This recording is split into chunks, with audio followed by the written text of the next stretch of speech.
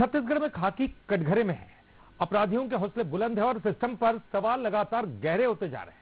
जांजगीर चांपा के करही गांव में आधी रात गोलियों की गूंज ने एक बार फिर से कानून व्यवस्था की पोल खोलकर रख दी। रेत के काले कारोबार में बहा खून और अब इस पर हो रही सियासत पूरे शबाब पर है। एक खास रिपोर्ट देखिए। रेत का काला खेल और खून से लाल होती जमीन।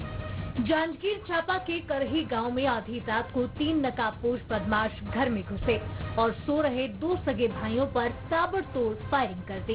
इस हमले में बड़े भाई आयुष कश्यप की मौके पर ही मौत हो गई।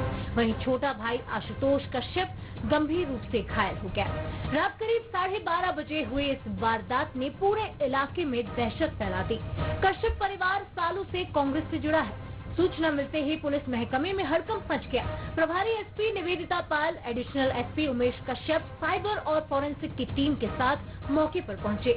जांच में सामने आया कि हमला पूरी प्लानिंग के साथ किया गया। सूत्रों की माने तो इस खूनी वारदात के पीछे अवैध रेत खनन का विवाद था, जो जानलेवा बन गया।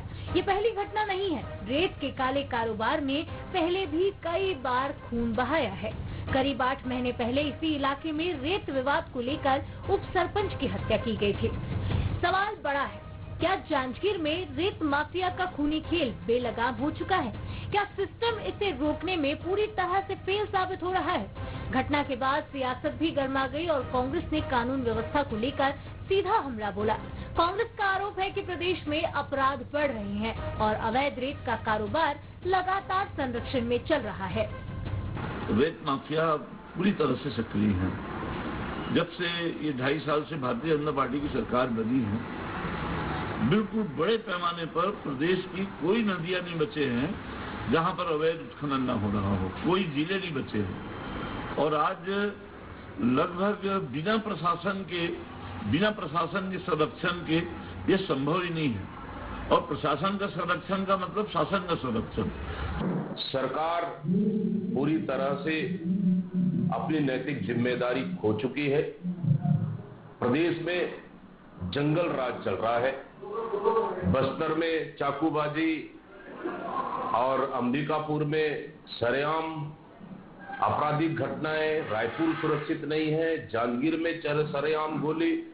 आखिर प्रदेश में हो क्या रहा है? मुख्यमंत्री जी नैतिक जिम्मेदारी ले और गृह मंत्री को तत्काल बर्खास्त करना चाहिए, क्योंकि छत्तीसगढ़ पूरी तरह से भगवान भरोसे चल रहा है। कांग्रेस ने हमला बोला तो बीजेपी ने भी पलटवार करने में देर नहीं की। बीजेपी ने पिछली सरकार पर ही सवाल खड़े कर दिए। बीजेपी ने दावा किया कि रेत में भ्रष्टाचार कांग्रेस के समय चरम पर था। भारतीय जनता पार्टी के विष्णुदेव सरकार आने के बाद रेत खदान का ओपन टेंडर हुआ और बहुत ही पारदर्शिता के साथ सारे रेत खदानों को आवंटित किया गया है। कांग्रेस जो मुद्दा उठा रही है, यह अपने गिरबान में झांक के देखती है कि पूर्ववर्ती कांग्रेस सरकार के कार्यकाल में किस तरह से रेत घोटाले हुए। बहुत सारे लोग जेल में हैं और कई बेल में हैं, तो उसकी चिंता करें। जिस परिवार पर हमला हुआ उसका राजनीतिक जुड़ाव भी सामने आया, जिससे मामला और ज्यादा तूल पकड़ता दिखाई दिया।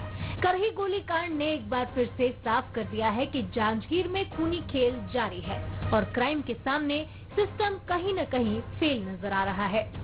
जांजगीर से राजेश्वर तिवारी के साथ शिखर देवांगन, बंसल न्यूज, रायपुर।